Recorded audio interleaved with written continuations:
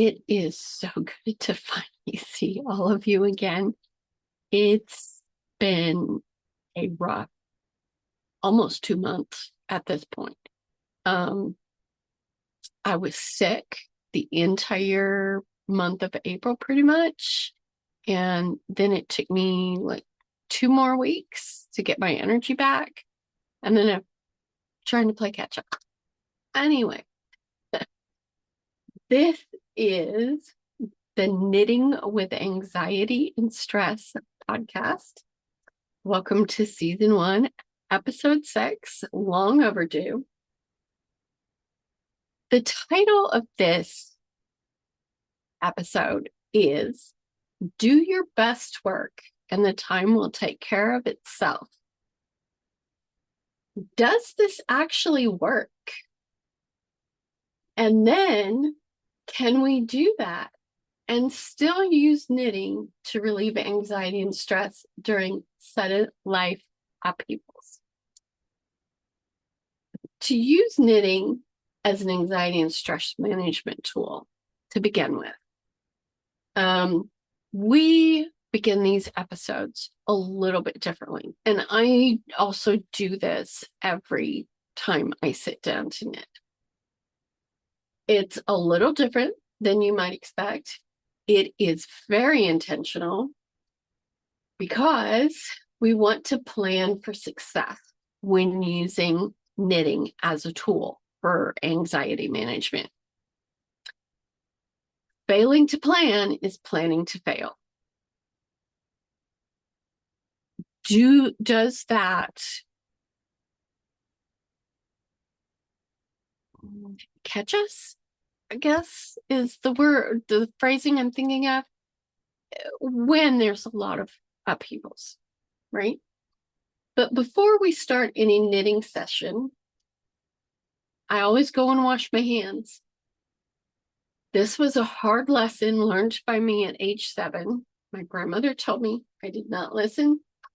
And you can find out the details of that if you go and look for episode 1, which is linked in the description. I'm not going to go back over every single podcast episode. Next, we center ourselves with intention. Our mood goes into whatever we are making with our hands, whether it's knitting or beadwork or sewing. It is really important to make sure, excuse me, that we are not putting stress into whatever we're doing. This goes for making dinner also. So I'm going to scroll my cheat sheet over here. So I have seen in the last couple of weeks, people who do breath work professionally recommend that you put your hand on your stomach and you do belly breathing. That, I would say, is a specific angle on the technique for when you're actually having an anxiety attack. When we want to center ourselves before we start working on something, it works best, and this is a long experience of mine, to put my right hand on my chest. And this is how I was taught to center myself. Excuse me. And we want to take 4 breaths in and out. 4 is important because life happens in 4s. 4 seasons, 4 directions, 4 parts of the academic year. Life is a circle, right? So we're going to go ahead and do that right now. If you don't want to watch this happen every episode, you are welcome to skip over it. But I want to finish this recording with intention and not anxiety. So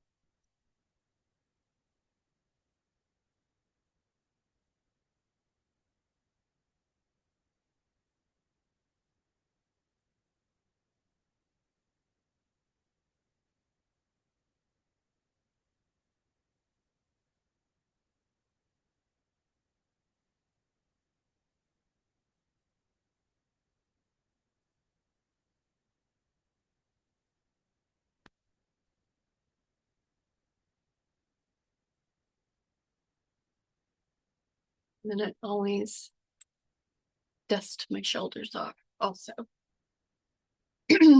When I get incredibly stressed and anxious, my shoulders just come up like that. So it's good to brush it off too. Excuse me while I get my tea. Okay. Being organized before you start a knitting project, or being organized before you sit down every single time to knit, is foundational. This is a critical aspect if you're going to use knitting as an anxiety and stress management tool, especially when life throws you sideways. We're going to take a look at what I've been able to do and what I've not been able to do over this unexpectedly long break. Like I said, I was sick for all but 8 days in April.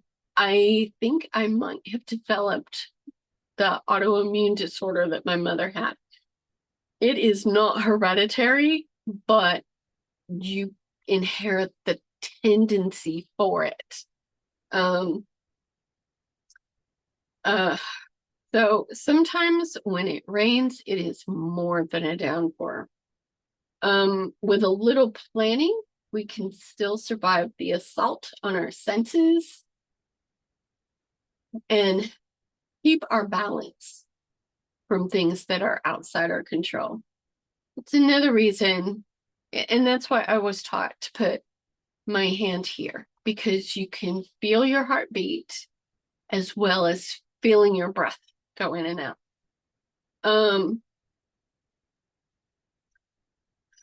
We don't need to take to our bed and hide under the covers.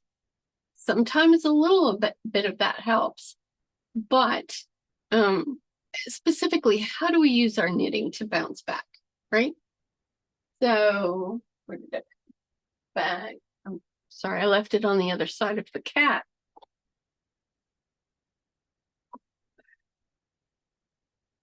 My room is a complete disaster, as you would expect after being sick for a month. And so I need to clean up my mess. All right, let me take all of these out carefully. So if you saw the short that I posted last week, I've been working on this hat for a while. Turn it inside out so you can see how this is going. It is, I'm a Doctor Who fan, in case you can't tell. This is the Tam of Rassilon. It's from classic Doctor Who, right? Which I didn't really start watching until Peter Davison did it, the Fifth Doctor, because my mother adored the All Creatures Great and Small books. So when they did the TV series, we had to watch it all the time. And he played Tristan Farnan. And when he got hired to play the Doctor, of course we watched it. Now, I had seen some with Tom Baker. He's the one with the fro. But I didn't really get into it until Peter Davison. And I apologize if the video is being kind of glitchy. I'm using Zoom to record this.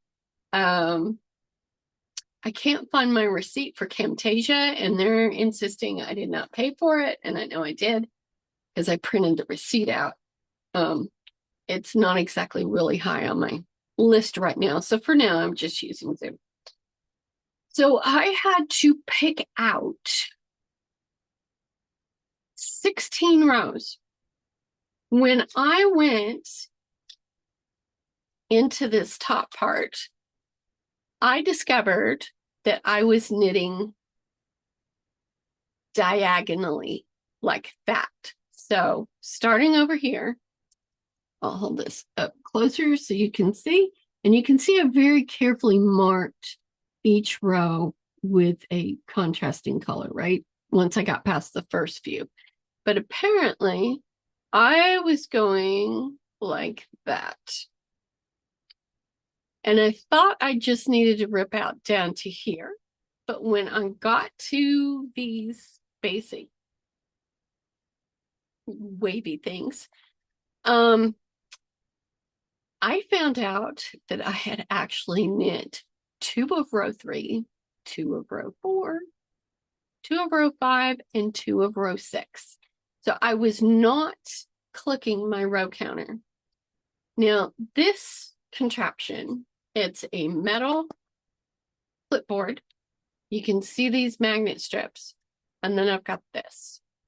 This is technically for cross stitch. I had one of these years and years ago, and I haven't done cross stitch in probably 20 years, right? But I got one of these for Mother's Day because, as you can see, it helps you stay on the line and it magnifies it. Sure, I have to scoot it back and forth, but this has been a great help, particularly since my brain got so distressed over how I messed this up. I should not have messed that up. Does that mean I'm more stressed than I realized? I don't know. Maybe I was just more distracted. Part of my anxiety is that I have profound issues in my tracking capabilities now. That is my biggest symptom of anxiety. And it causes me a lot of distress because I used to be able to keep track of like 20 wildly different things at once and have them all come together at the end of the day. I cannot do that anymore. But this has been absolutely fantastic. I think the magnet thing, this is Prym, Prym, was $12, and I think the board with magnet strips was $9, something like that. So it not a lot. I would have loved to have avoided having to spend this because I'm definitely into the minimalist, don't buy anything if you don't have to.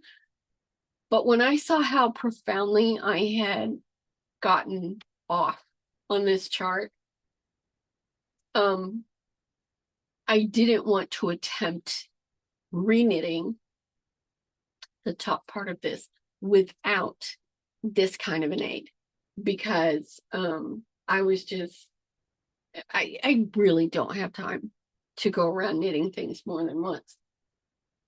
The temptation there is to just toss it in the bag and forget about it and come back to it later.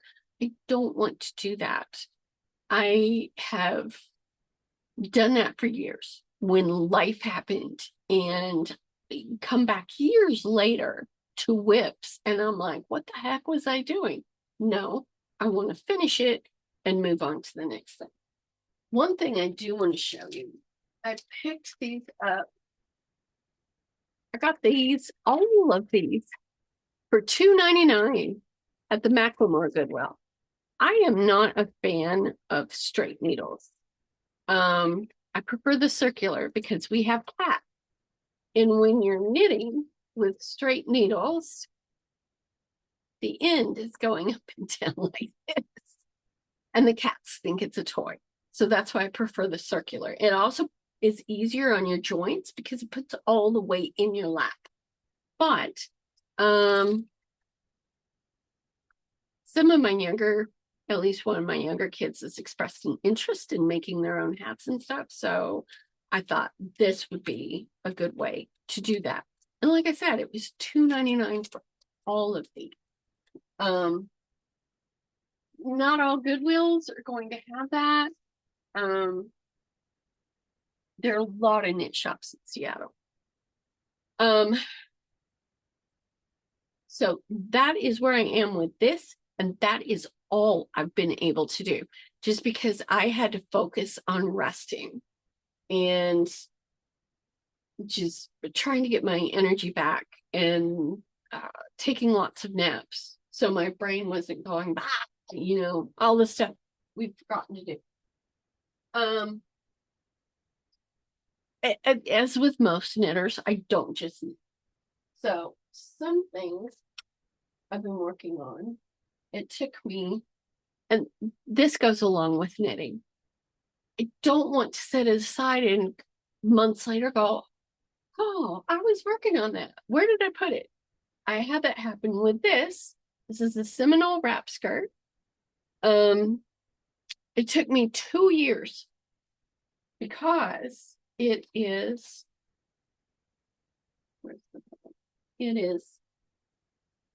pieced and lined and then stitched in the ditch, just like a quilt.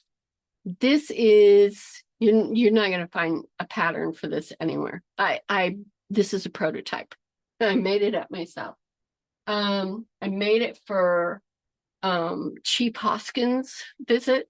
The Cherokee Nation comes out here to Seattle every August.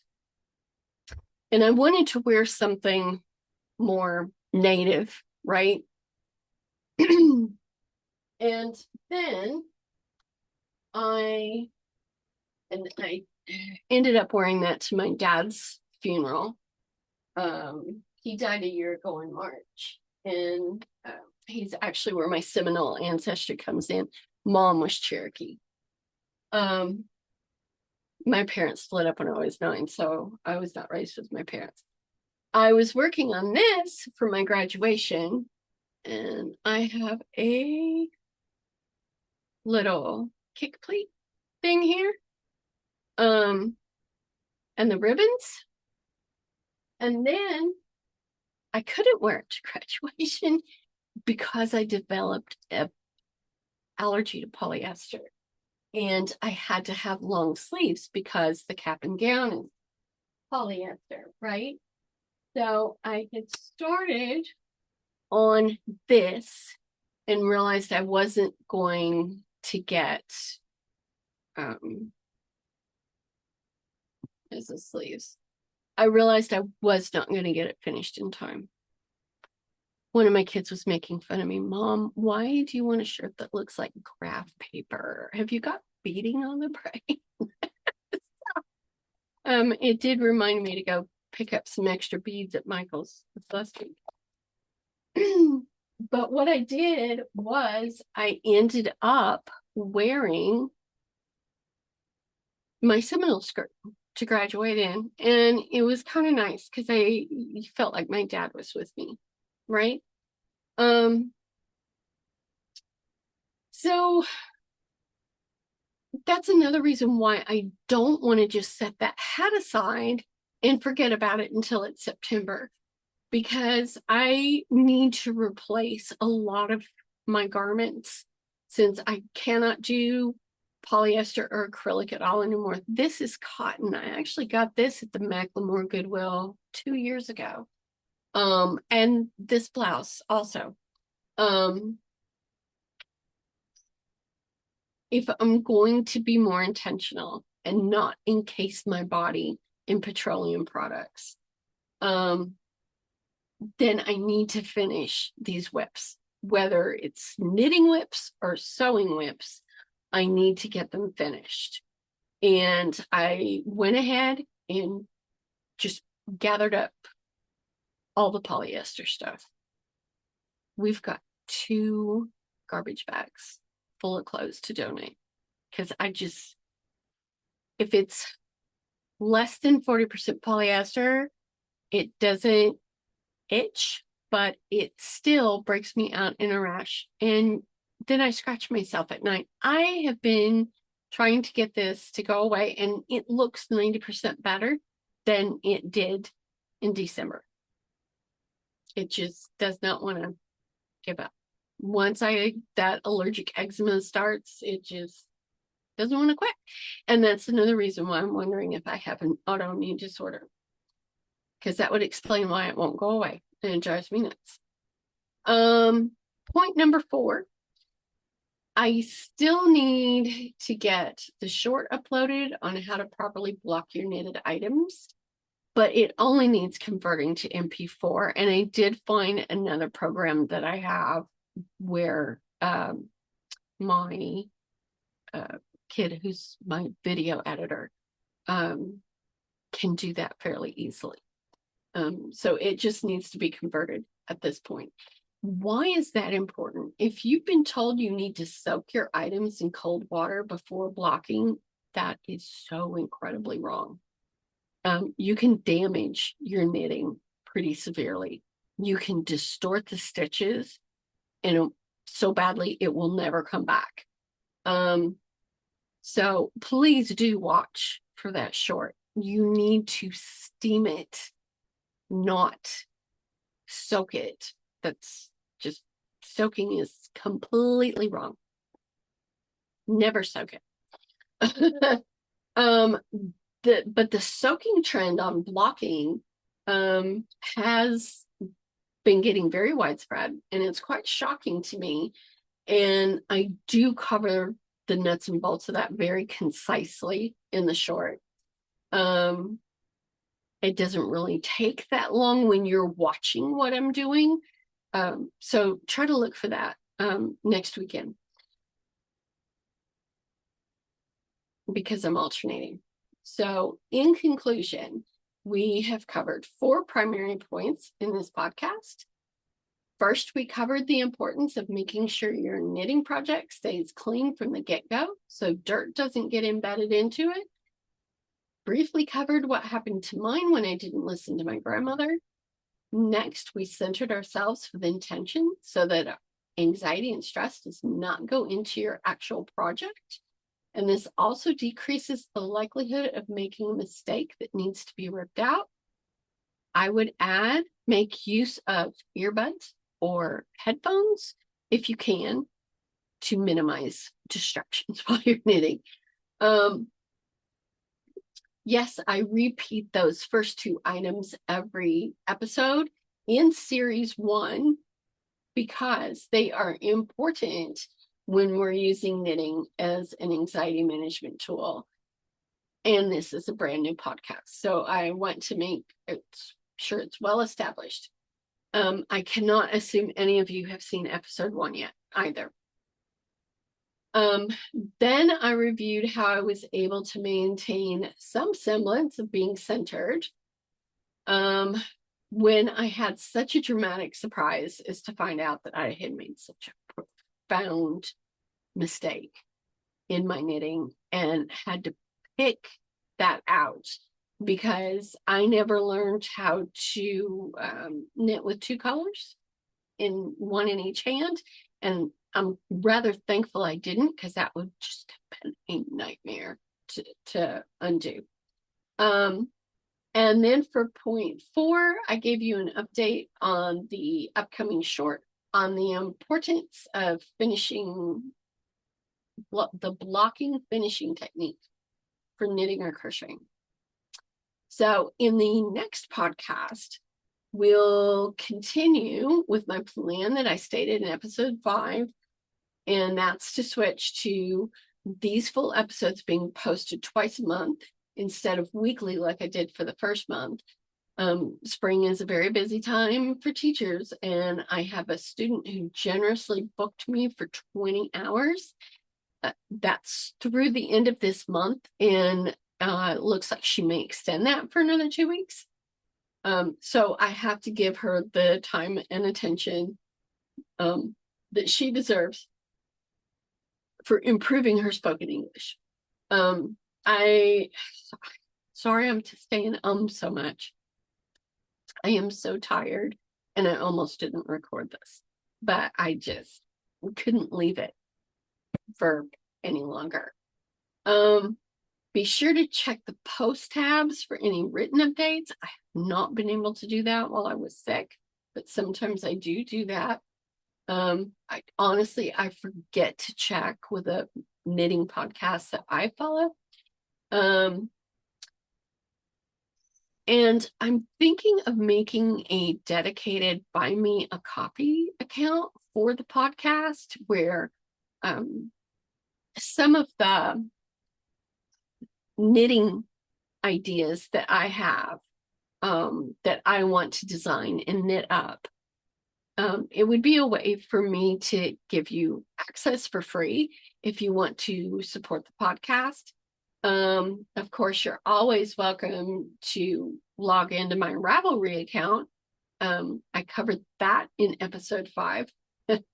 You're welcome to log in there and buy any of the things I have for sale.